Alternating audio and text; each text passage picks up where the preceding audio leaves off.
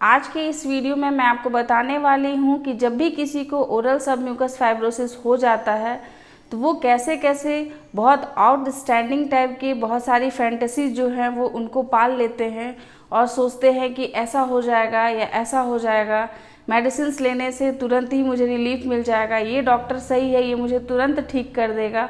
और भी बहुत सारी ऐसे फैंटेसीज जिसके बारे में मैं इस वीडियो में पूरे डिटेल्स में बताई हूँ। तो ये वीडियो अंत तक देखिएगा, मुझे पूरा विश्वास है कि आप लोग इसे बहुत ज़्यादा पसंद करेंगे। हेलो दोस्तों, कैसे हैं आप सब। मैं आपकी डॉक्टर ज्योति पांडे।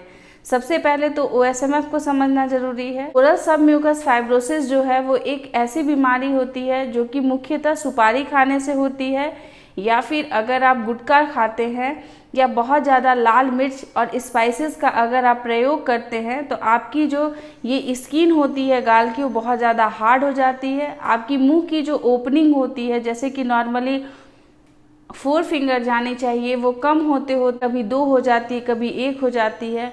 आपकी मुंह की कंडीशन इतनी ज़्यादा ख़राब होने लगती है कि आपके जीभ के ऊपर भी बर्निंग सेंसेशन होने लगता है, आपके गालों में बर्निंग सेंसेशन होता है, जिससे कि आप जब भी कोई भी तीखा खाते हैं या फिर गर्म खाना को खाते हैं तो आपको बहुत ज़्यादा दर्द महसूस होता है, खाना पीना खाने में तकलीफ़ होने लगती है।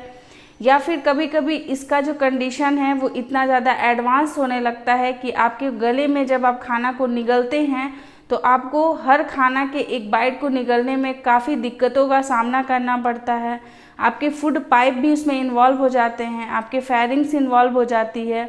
बहुत सारे कंडीशंस में जो कान होती है उसमें सुनाई देना बंद होने लगता है, दर्द जो है वो कान तक बढ़ने लगता है और पूरे मुंह में ब्लैंचिंग हो जाती है। पूरा मुंह जो है वो सफ़ेद सफ़ेद दिखाई देने लगता है, चाहे वो लिप का पार्ट हो, जिभ का पार्ट हो, या फिर आपकी जो ये चीक वाली पार्ट होती है, म्यूकोजा होती है, उसमें ऐसा हो जाता है।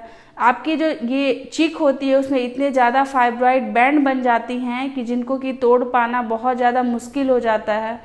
तो ये सारी जो कंडीशंस होती हैं वो OSMF के पेशेंट्स के साथ होती हैं, वो इन सारी चीज़ों से सफ़र करते हैं। सबसे पहले आपको ये जानना ज़रूरी है कि जब भी किसी को OSMF हुआ है तो वो एक दिन गुटखा खाने से या एक दिन सुपारी खाने से या एक दिन स्पाइसेस खाने से नहीं होता है। जब आप लगातार कंटिन्यूअसली सुबह शाम दोपहर या फिर प्रतिदिन संडे मंडे से लेकर के सैटरडे हो, जनवरी का महीना हो या दिसंबर का महीना हो, पूरे टाइम अगर आप कंटिन्यूअसली सुपारी का प्रयोग करते हैं या फिर गुटखा का प्रयोग करते हैं तभी आपको OSMF होता है। तो फिर आपके मन में ऐसी फैंटेसी कैसे आ जाती है कि जो चीज़ों को मैं इतने सालों से कर रहा हूँ उसे मैं 2-4 दिन के मेडिसिन खाने से अपने आप को ठीक कर लूँगा। बहुत सारे ऐसे पेशेंट्स हैं जो आते हैं और बहुत ही पेशेंटली हम लोग उनको सुनते हैं। उन लोगों का पहला क्वेश्चन यही होता है कि आप इसे ठीक कर लेंगे या नहीं। तो जब आप ये क्वेश्चन को पूछते हैं कि आप मुझे ठीक कर लेंगे या नहीं, तो आप उनकी क्षमता के ऊपर सवाल करते हैं, जो कि बिल्कुल ही गलत है। वो आपको ठीक कर लेंगे, पर आपको ठीक होने के लिए कितना पेशेंस चाहिए, कितनी सब्र चाहिए आपके अंदर, वो आपके अंदर है या नहीं, ये बहुत ज़्यादा ज़रूरी है। ऐसी कोई मेडिसिन अभी मार्केट में नहीं आई है जिसका कि 3-4 खुराक खाने के बाद वो बिल्कुल ही आपको ठीक कर दे और आप आज सोए हैं और कल सुबह जब आप उठते हैं तो अचानक से आपकी जो 2 उंगलियां मुंह में जाती थी अचानक से 4 उंगलियां मुंह में जाने लगी। तो ऐसी फैंटेसी को पालना बहुत ही बड़ा मूर्खता है, ये चीज़ बिल्कुल नहीं करना चाहिए आपको। सेकेंड ये है कि मन में ऐसे सवाल का आ जाना कि मेरा माउथ का ओपनिंग 1 फिंगर हो गया है, कोई ऐसा मेडिसिन हो जाता जिससे कि मैं अपना सुपारी और पान वाली जो हैबिट है उसे भी नहीं छोड़ना पड़ता और साथ साथ सिर्फ मेडिसिन को लेते और हम ठीक हो जाते। तो अभी तक के डेट में ऐसी कोई मेडिसिन का आविष्कार नहीं हुआ है जिसको कि आप हैबिट्स को साथ साथ रखते हुए अगर उसको आप लेते हैं तो आप बिल्कुल ठीक हो जाते हैं। ये भी गलत फैंटेसी है। और बहुत सारे लोग तो ऐसे हैं जिनका कि अगर OSMF के कंडीशन सही होने लगते हैं, जैसे कि अगर उनकी जो फाइब्रॉइड बैंड है बहुत सारे दिनों के मेडिसिन के बाद उनकी ओरल माउथ की जो एक्सरसाइज है वो सारा चीज़ों को करने के बाद अगर उसमें थोड़ा भी सुधार उनको देखने को मिलता है तो बहुत ही कॉन्फिडेंट हो जाते हैं। उन्हें लगता है कि अब वो बिल्कुल ठीक हो गए हैं और फिर से वो पाउचेज या फिर सुपारी का उपयोग जो है वो शुरू कर देते हैं।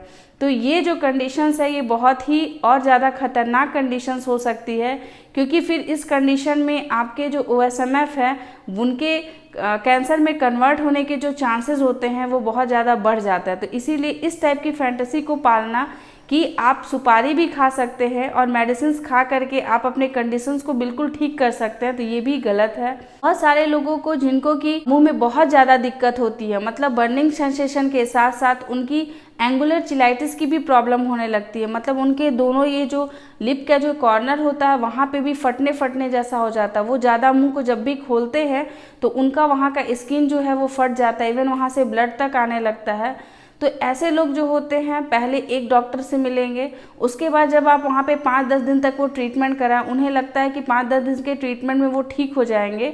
उसके बाद जब उन्हें अच्छा नहीं लगेगा तो वो जगह और डॉक्टर दोनों चेंज करेंगे। उसके बाद फिर वहाँ भी वो 10 दिन या 1 वीक का ट्रीटमेंट लेंगे, उसके बाद फिर वो जगह और डॉक्टर दोनों चेंज करेंगे। तो इस तरीके से डॉक्टर और जगह को चेंज करने से आपकी बीमारी ठीक नहीं होगी।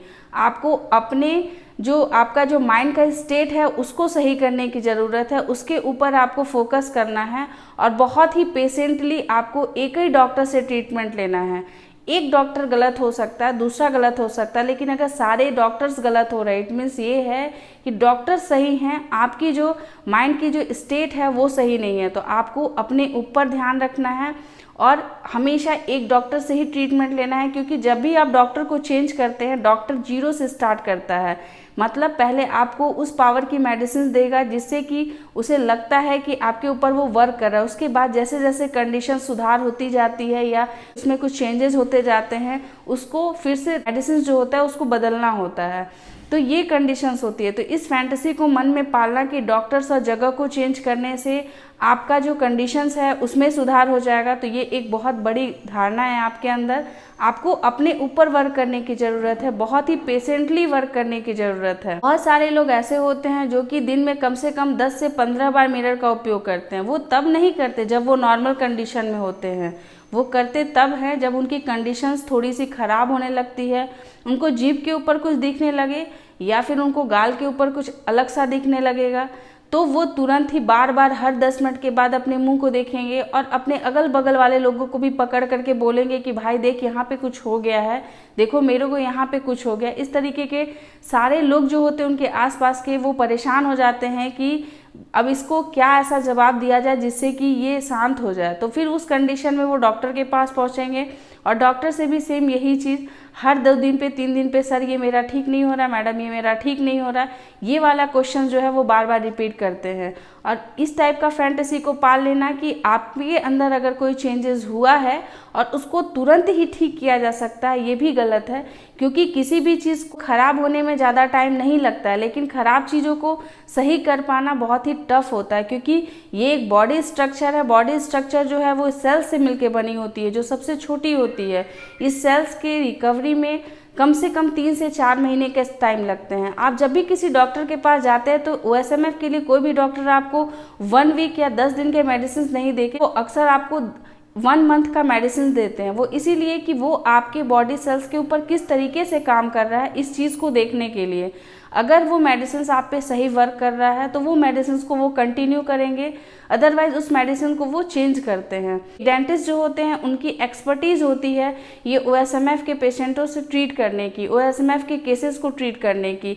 इसीलिए जब आप उनके पास जाते हैं तो सबसे पहले उनके ऊपर फेथ होना चाहिए। अगर आपको फेथ है उनके ऊपर तो आपकी जो माइंड की स्टेट होती है वो बिल्कुल सही हो जाती है और आपको कुछ भी नहीं, आप धीरे धीरे उस मेडिसिन से सही होते जाते हैं। साइकोलॉजी के अनुसार ये कहा गया है कि अगर आप ये मान लेते हैं कि आपको अगर कोई बीमारी है तो अगर आपके अंदर नहीं भी है तो भी उसके होने के चांसेस बढ़ जाते हैं। अगर आपको कोई बड़ी बीमारी है, इवन अगर आपको कैंसर भी हो गया है और आप अगर चाहते हैं उससे ठीक होना, तो बस आप अपने अंदर एक पॉजिटिविटी लाइए, आप सोचिए कि हम ठीक हो रहे हैं तो आप बिल्कुल ठीक हो सकते हैं।